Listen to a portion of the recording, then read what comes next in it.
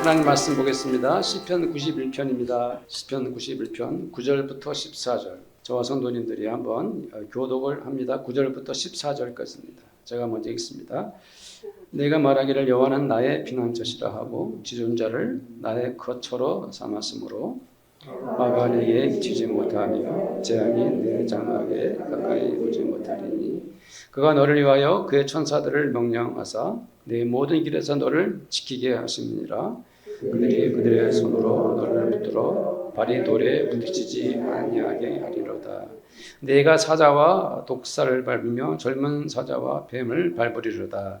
하나님이 이르시되 그가 나를 사랑하는즉 내가 그를 건지리라. 그가 내 이름을 안즉 내가 그를 높이리라. 아멘. 성도님들 혹시 딱 한 가지만 가질 수 있다면 무엇을 가지시겠습니까? 몇 개는 안 되고요. 딱 한 가지만 가질 수 있다 하면 무엇을 갖겠습니까? 요즘 100세 시대니까 건강 하나면 충분하다 하는 분도 계실 거고요.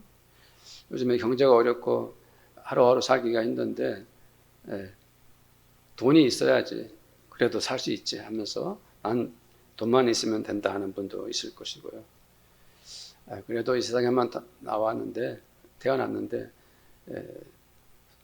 호랑이는 가족을 남긴다고 그랬고 사람은 이름을 남긴다고 그랬는데 난 이름은 하나만, 명예 하나만 남들이 알아주는 그런 사람이 되고 싶다 이렇게 할 수도 있을 텐데요. 단지 하나만 가질 수 있다면 저는 무엇을 가지려고 할까요? 제 마음이니까 아무도 못 맞추겠죠. 저는 사랑을 갖고 싶습니다. 사람이 어떻게 사랑만 가지고 살 수 있을까라고 질문할 수 있겠죠. 그렇지만 저는 다른 것은 다 포기하더라도 사랑만은 꼭 가지고 싶습니다. 오늘 저희들이 읽은 하나님의 말씀도 사랑에 대해서 이야기를 하고 있습니다. 그 사랑이 어떤 것일까요?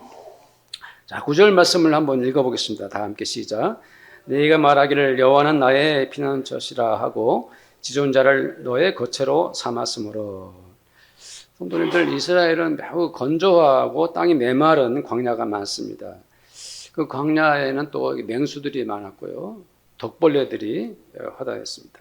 이스라엘은 역사적으로 보면 또 주변의 여러 나라들에 의해서 공격을 당해왔습니다. 전쟁이 끊이지 않았죠. 이스라엘은 기후나 토지나 여러 가지 환경, 군사적으로 봐도 늘 위험에 노출되어 있었습니다. 시편 91편을 쓴 저자는 하나님을 나의 피난처라고 했습니다. 그가 하나님을 나의 피난처라고 말한 것은 이 모든 위험에서 하나님께서 나를 지켜주시기 때문에 이렇게 고백한 거죠. 각자의 삶으로 돌아와서 내가 나에게로 돌아와서 한번 생각해 볼까요? 과연 정말로 하나님은 이 모든 악조건 속에서 나를 지켜주실까요? 그걸 한번 생각해 보시기 바랍니다. 보이지 않으시는 하나님이 진정으로 나를 보호하시는지 그것을 어떻게 알 수 있을까요? 성도들은 어떻습니까? 하나님은 정말 하나님께서는 나를 그 모든 환난에서 지켜주실까요? 하나님께서 확실히 피난처가 된다는 것을 어떻게 믿을 수 있습니까? 왜 하나님은 나의 피난처가 되시죠? 하나님께서 나의 피난처가 된다는 것은 하나님과 나 사이의 그 관계를 살펴봐야 합니다. 하나님과 나 사이가 어떤 관계에 있는가? 하나님은 나에게 어떤 분이신가? 그것을 확인해야 됩니다. 하나님은 나에게, 성도님들에게 지금 어떤 분이신가요? 내가 확신을 가지고서 하나님 나의 피난처이십니다 라고 말할 수 있다면, 그렇게 말할 수 있다면 어떻게 그 고백이 나왔을까요? 저는 생각을 해봤습니다. 그것은 바로 하나님이 나를 사랑하시기 때문입니다. 이렇게. 하나님이 나를 사랑하시기 때문에 하나님은 나를 이 모든 위험에서 건져주시고 지켜주시는 것이죠. 하나님은 도대체 어떤 분이실까?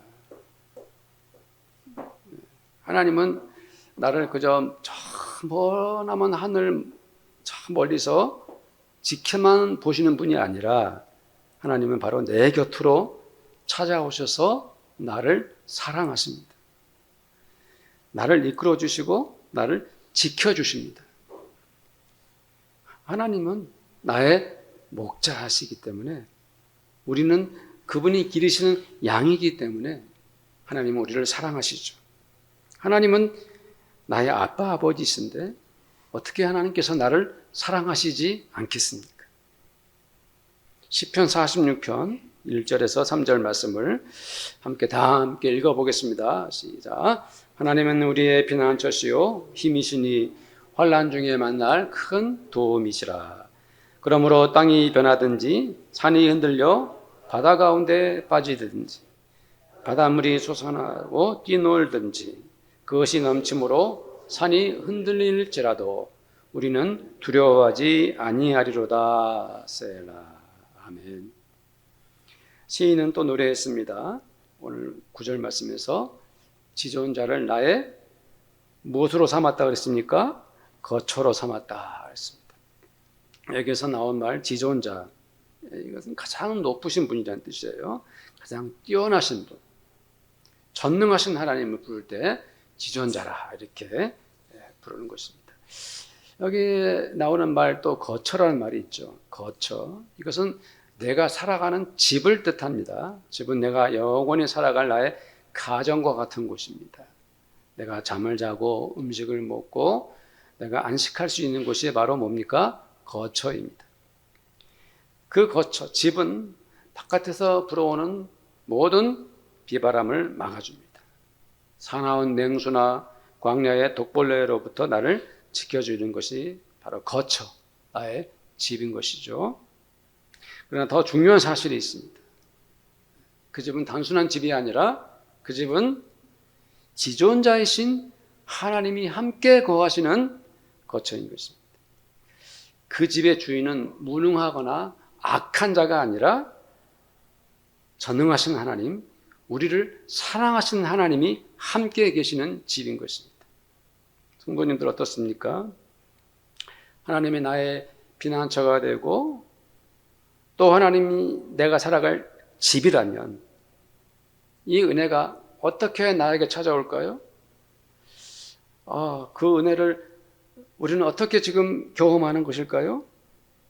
바로 하나님께서 나를 사랑하시기 때문에 그런 일들이 일어나는 것입니다. 하나님이 나의 피난처가 되시고 내가 안식할 집이 된다는 이 놀라운 축복은, 이 놀라운 은혜를 어떻게 이해가 됩니까? 하나님이 나를 사랑하신다는 것 말고는 이 은혜를 설명할 길이 없죠. 하나님께서 나를 사랑하시는 그 이유 하나만으로 나는 이렇게 놀라운 인생을 살아가고 있는 것입니다. 성도님들, 9절 말씀을 보면 그 문맥의 주어가 무엇입니까? 9절 말씀의 주어가, 그것은 바로 다른 사람이 아닌 당신, 즉 너라고 쓰여져 있어요. 이 말씀을 써내려가는 사람도 바로 너라고 이렇게 말하고 있어요. 다시 말하면 이 말씀을 그대로 받아들이고 그 사랑을 누려야 할 사람도 바로 당신, 너라고 하는 것입니다. 그렇지 않습니까, 성도님들? 우리가 한 편의 영화를 봐도 그것이 바로 나의 영화가 되는 거죠. 왜냐하면 내가 그것을 봤기 때문이죠. 한 권의 책을 읽어도 그것은 남의 이야기가 아니라 내가 감동을 받고 내 마음에 간직해야 할 나의 것이 되는 것입니다.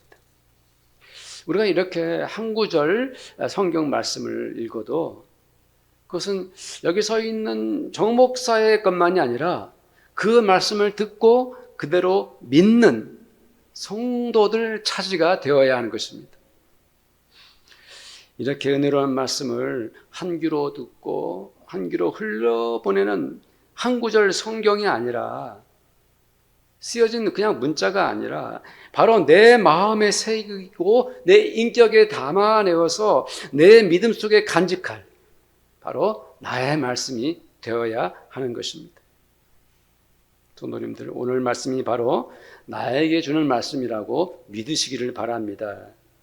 하나님이 약속하신 축복의 복음이 바로 내 영혼을 파고드는 말씀이고 그 말씀이 나를 살리고 바로 나를 새롭게 하는 말씀으로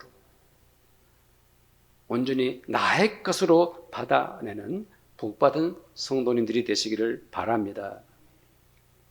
10절 말씀을 함께 보겠습니다. 10절 시작. 화가 내게 미치지 못하며 재앙이 내 장막에 가까이 오지 못하리니.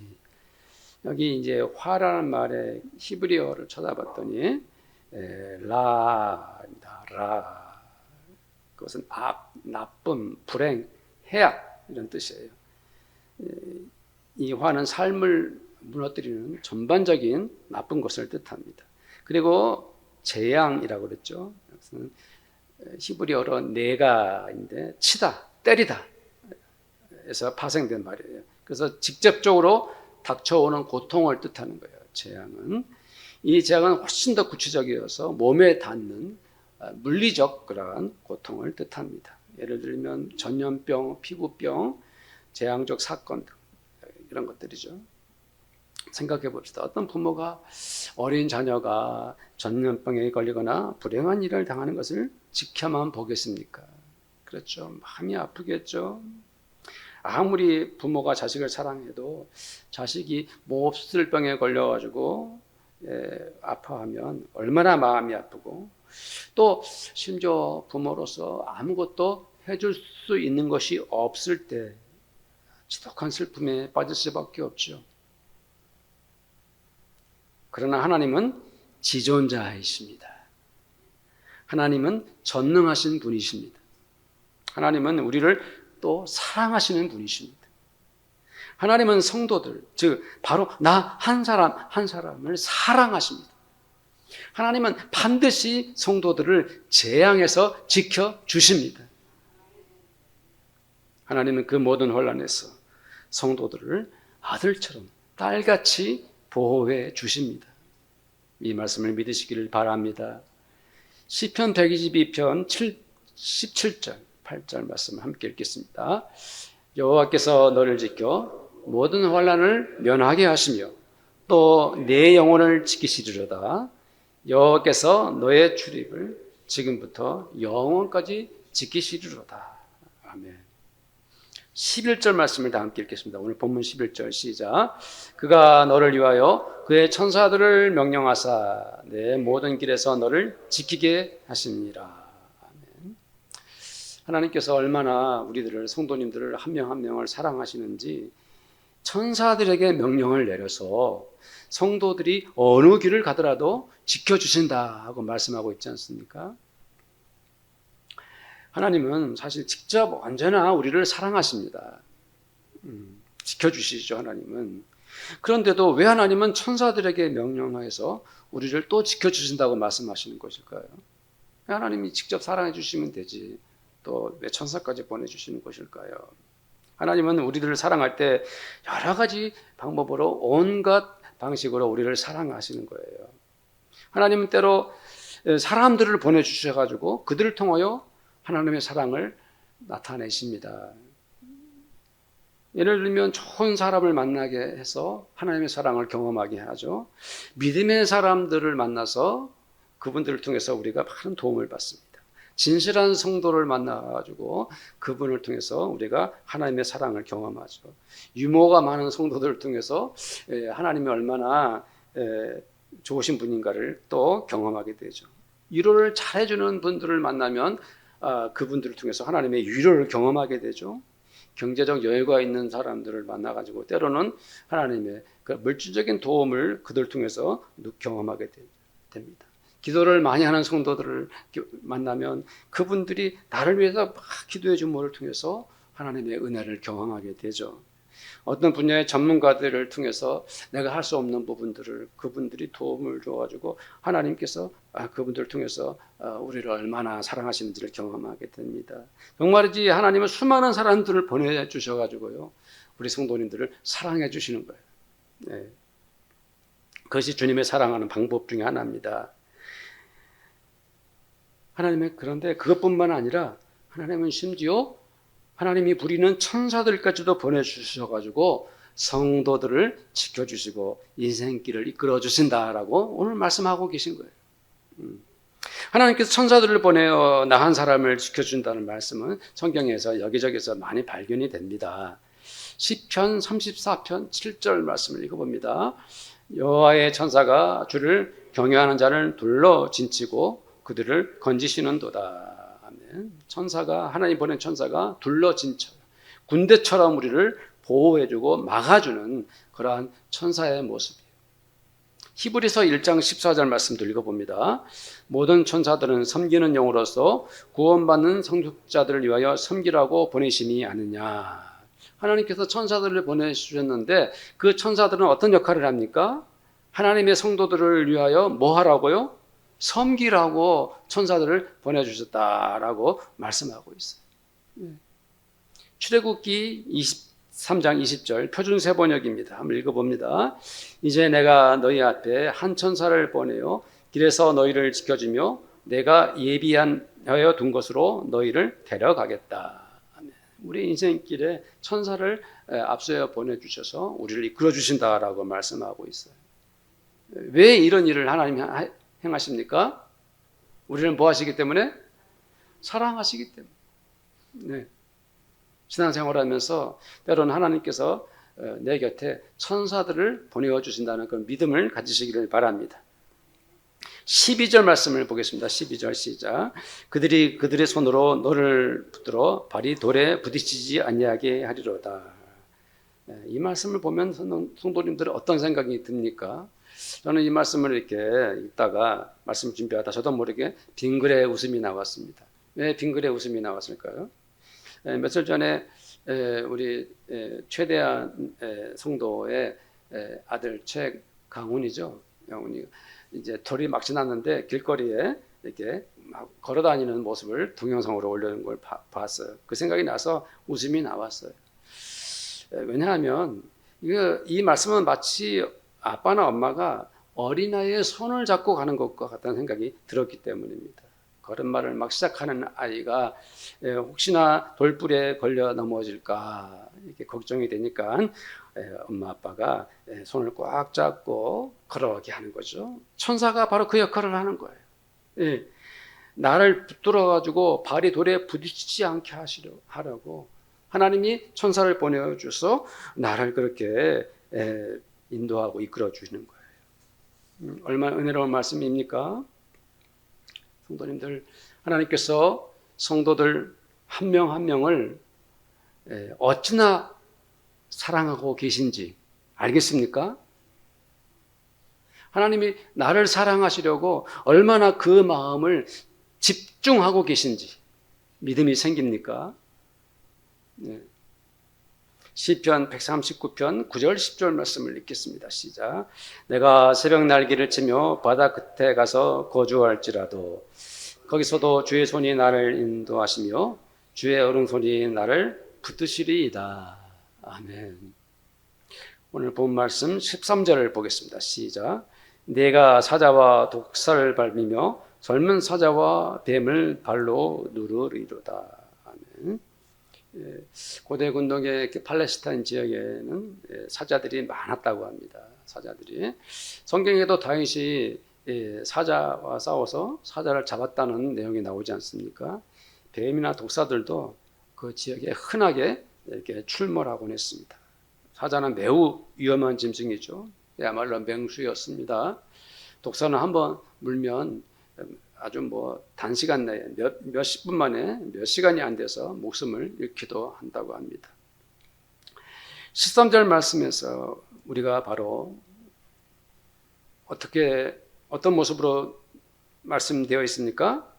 그 사자와 독사를 밟아 누리게 될 것이라 라고 확실히 말씀하고 있습니다.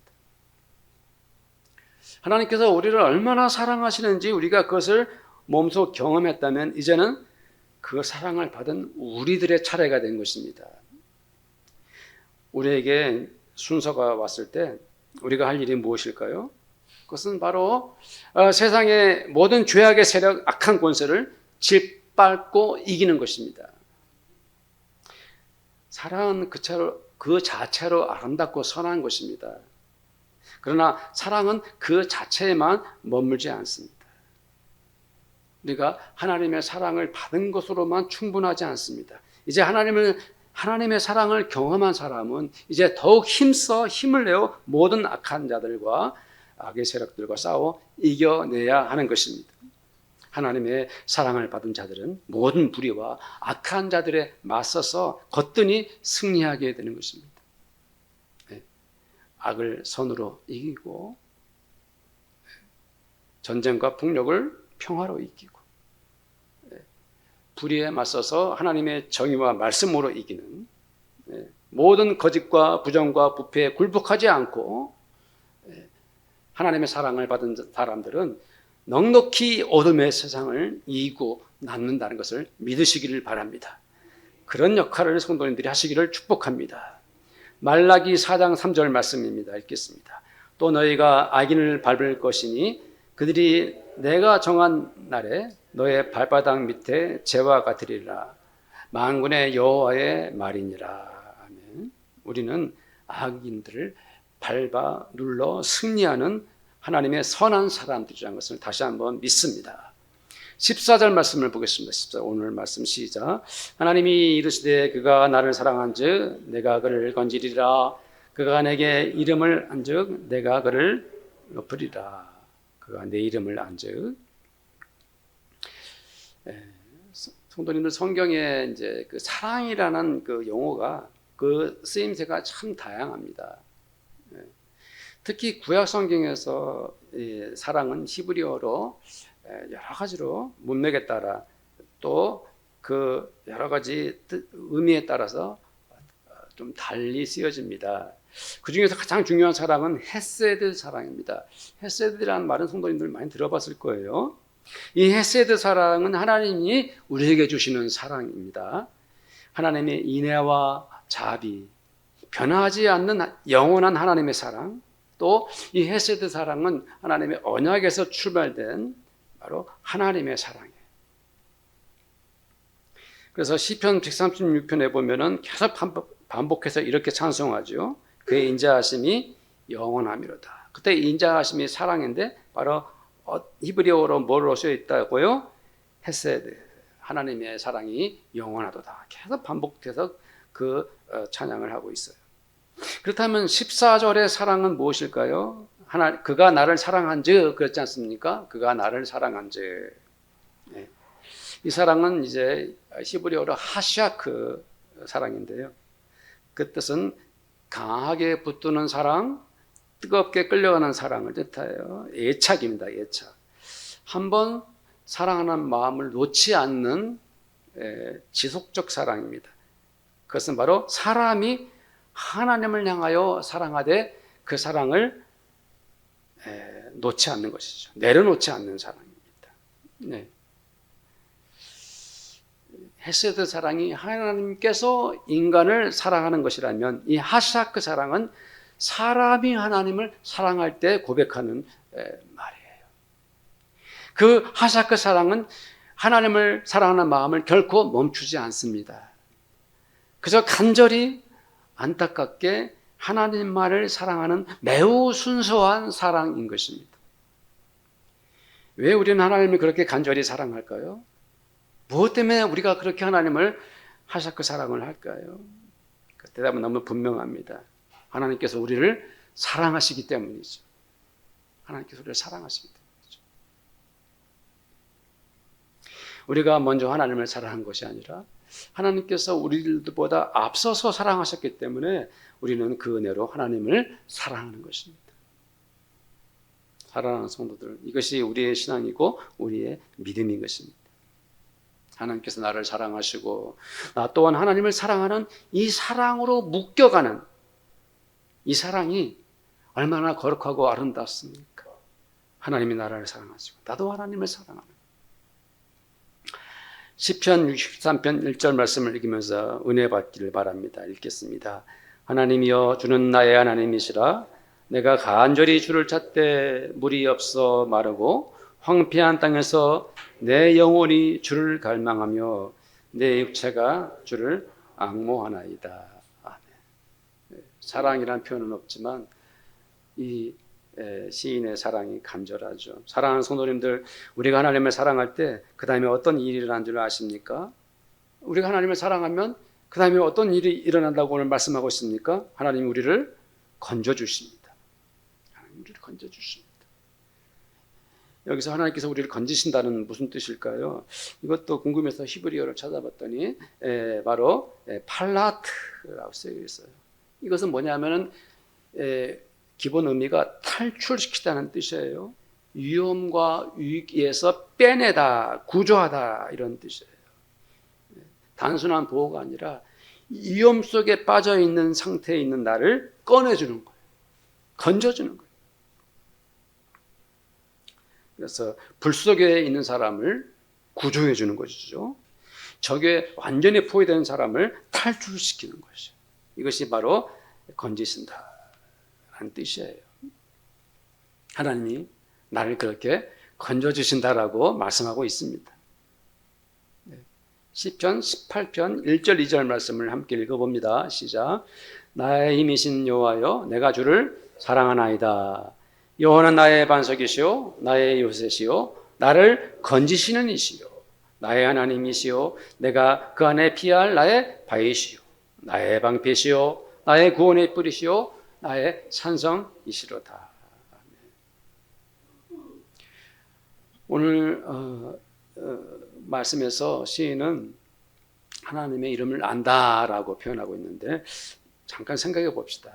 하나님의 이름을 안다는 것에 대해서 한번 생각해 봅시다. 성도님들 제 이름 다 아시죠? 제 이름 다 알고 계십니다. 각자의 이름에 의미가 있죠. 우리는 이제 한자어, 대부분 한자어를 가지고 있기 때문에. 근데 제 딸은 한자어를 안 쓰고 순수한 한국말로, 우리나라 말로 이름을 썼습니다. 사랑이라고. 저의 이름은 밝을 철의 언덕원자입니다. 저희 아버님이 밝은 빛을 언덕에 너머로 밝게 비추라 하는 의미로 저희 아버지께서 지어주신 이름인데 생각해 보면은 매우 기독교적인 이름이에요. 우리 아버님은 그 당시 시절에 불교 신자였는데 하나님의 이름에도 당연히 그 의미가 있습니다. 이름은 단순한 호칭이 아니에요. 그 이름은 하나님의 이름은 존재 자체를 뜻해요. 하나님의 성품과 권위와 하나님의 성격과 하나님 하시는 일, 그 모든 것, 하나님의 주권, 이 모든 것들이 포함되는 것이 하나님의 이름의 존재 자체를 의미하고 있는 거예요. 우리가 세종대왕 이순신 장군 그 이름을 딱 떠오를 때부터 우리는 무슨 마음이 밀려옵니까? 각자가 그분하고 마음에 느낌이 있죠. 그렇다면 우리가 하나님의 이름을 안다는 것은 무슨 뜻일까요? 하나님의 이름을 안다. 단순한 지식이 아니라는 것을 우리가 알 수가 있죠. 다시 말씀드린다면 하나님의 이름을 안다는 것은 하나님의 성품과 사랑과 그 은혜 또한 하나님의 모든 능력을 경험했기 때문에 알고 있다고 말하는 거예요.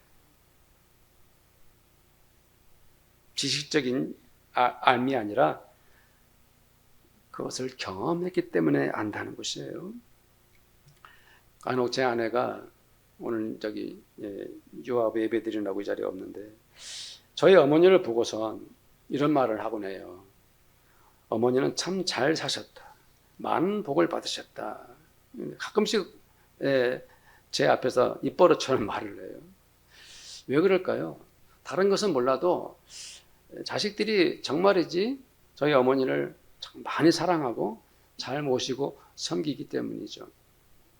시켜서가 아니라 너도 나도 앞장서서 그런 모습을 봅니다. 그래서 자식들을 잘 키우셨다. 자녀들에게 넉넉한 사랑을 받고 계시니까 그 인생이 참 복을 받았다. 그런 의미로 제 아내가 가끔씩 말을 합니다. 그러나 우리 어머니의 사랑을 누가 알겠습니까? 우리들 자식들 말고는 누가 과연 저희 어머니의 은혜를 확인할 수 있겠습니까? 네.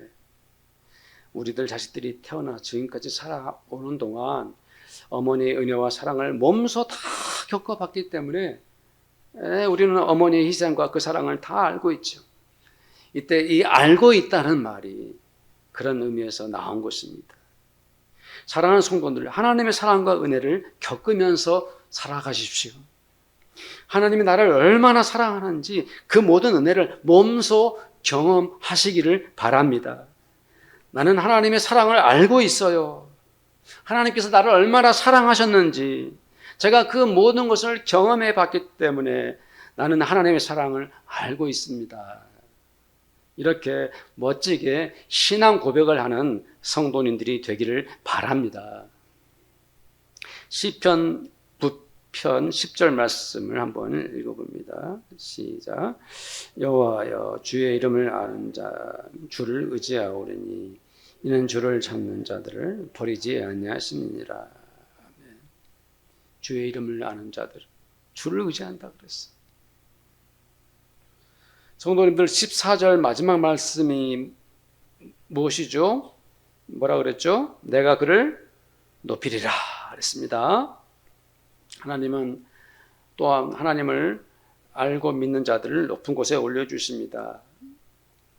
하나님께서 우리를 사랑하실 때 성도들을 그를 높이면서 그 은혜가 절정에 이르게 됩니다. 이 높이리라는 말도 히브리어로는 사가브라고 써 있는데 기본 의미는 높이 올리다, 접근할 수 없는 곳에 두다, 안전한 곳에 높이 세우다 이런 의미가 있습니다. 이 단어는 역시 고대 배경에서 이해가 되어야 되는데 당시에 여러 가지 문화적 역사적 배경을 보면 고대 이스라엘 땅에는 평지가 많아가지고 늘 공격받기가 쉬웠어요. 낮은 땅에서는 온갖 맹수들과 적들이 공격해 오면 피하지 못하고 기습을 당할 수밖에 없었습니다. 하나님은 하나님의 사람들을 높은 곳, 산성으로 망대로 올려주셔가지고 어떤 위험이나 공격으로부터 안전하게 지켜주신다. 이런 의미로 쓰인 말씀이에요. 그러므로 높이 둔다는 것은 완전한 승리와 영원한 보호를 의미하는 것입니다. 하나님은 당신의 자녀들을 높은 산에 올려주십니다. 그 높은 곳에서 하나님의 사람들은 하나님의 은혜를 다시 생각하게 됩니다. 아, 나를 이곳까지 하나님께서 올려주셨구나. 그 꼭대기에 올라가가지고 하나님의 사랑이 얼마나 놀라운지 마음 깊이 감사하게 됩니다. 그것에 올라서 내가 살아오는 동안 그 모든 것이 하나님의 사랑이었구나 하고 진실한 기도를 드리게 됩니다. 사랑하는 성도들도 하나님께서 지금 나를 이 높은 곳에 올려주셨구나 하고 정직한 마음으로 감사하기 바랍니다. 나의 피난처가 되시고 내가 영원히 살아갈 하나님의 집에서 하나님께 사랑의 기도를 드리기를 바랍니다.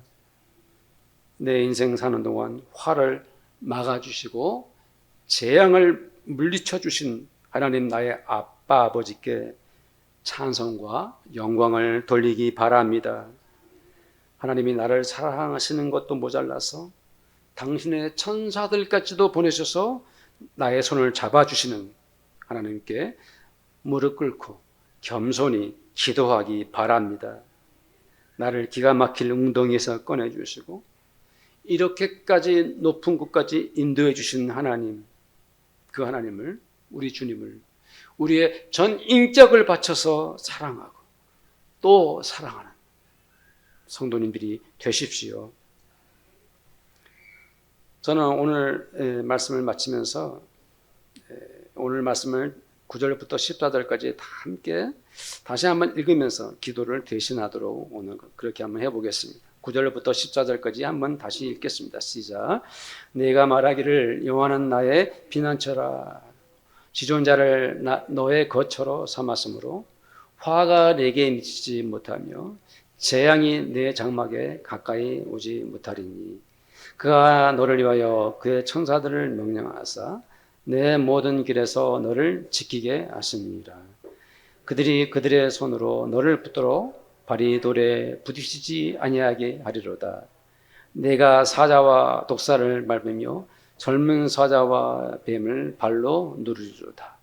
하나님이 이르시되 그가 나를 사랑한즉 내가 그를 건지리라. 그가 내 이름을 안즉 내가 그를 높이리라. 아멘. 우리 모두 함께 일어나셔서 찬송가 388장 함께 찬송합니다.